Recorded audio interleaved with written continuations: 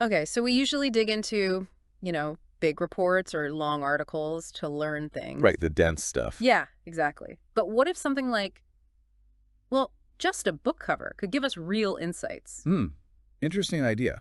Like reading the wrapper instead of eating the candy. Kind of. So today we're doing a deep dive into the cover of this fictional book, The Quantum Divide, a fractured comedy.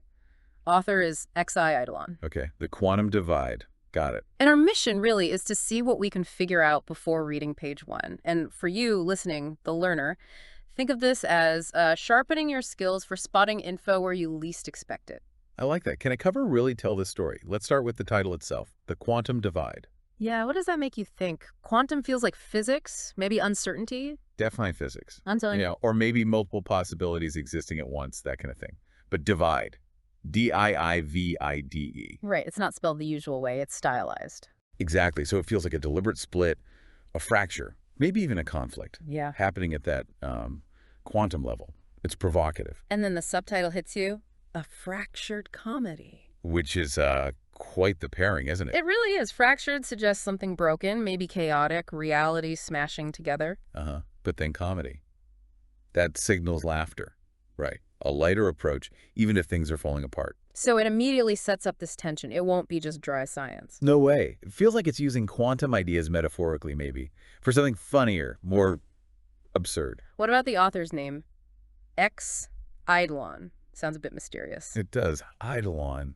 Isn't that like a phantom or an image, an illusion? Yeah, I think so. Does that hint at themes, like things aren't what they seem? Could be. It sort of fits with quantum and fractured, this idea that reality might be unstable or deceptive.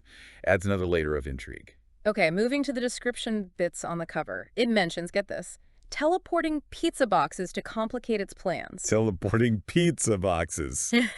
Seriously. Yep. I mean, that's just wonderfully weird, right? It totally is. And it perfectly captures that fractured comedy idea. Logic just goes out the window for a laugh. It sets a certain expectation for the kind of world this is. Absolutely. Where the rules are flexible, let's say. Then it talks about adventurers from the Hearth and the Lattice. The Hearth and the Lattice, those sound different. Right. Hearth feels warm, maybe traditional, homey.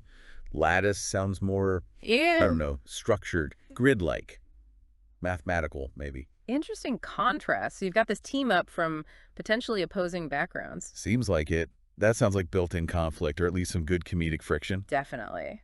How do those different viewpoints handle, well, teleporting pizza boxes? Or the other challenges mentioned, riddles, dodgeball arenas, and gelatin castles. Wow, okay.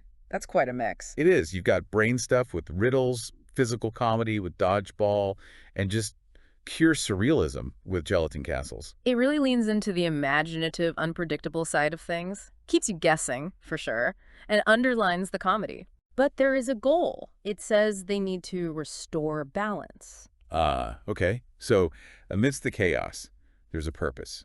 Something's off kilter. Given the title Quantum Divide, what kind of balance do you think needs restoring? Well, maybe it's the balance of reality itself. Perhaps that divide caused some fundamental instability. Could be cosmic, could be small scale, hard to say. The blurb also promises it's packed with humor, heart, and a healthy dose of enchanted dice. Enchanted dice. Okay, so maybe elements of chance, Yeah, games, or some kind of fantasy system. could be any of those. It Yeah. adds a layer of maybe tabletop gaming influence or just plain magic. And I like that they included heart. It suggests it's not just absurdity. There's likely an emotional core, some character relationships that matter. Good point. It grounds the potential wackiness a bit. Then it sums up the themes. Teamwork, absurdity, and the endless possibilities of chaos and order colliding. That feels like a really neat summary of everything we've sort of pieced together, doesn't it? It does. That push and pull between randomness and structure seems central. It sets up this world where, yeah, anything can happen, but they're still trying to achieve something concrete, like restoring order. A chaotic journey towards resolution, maybe. And the final line is that direct call to action. Ready to roll for destiny.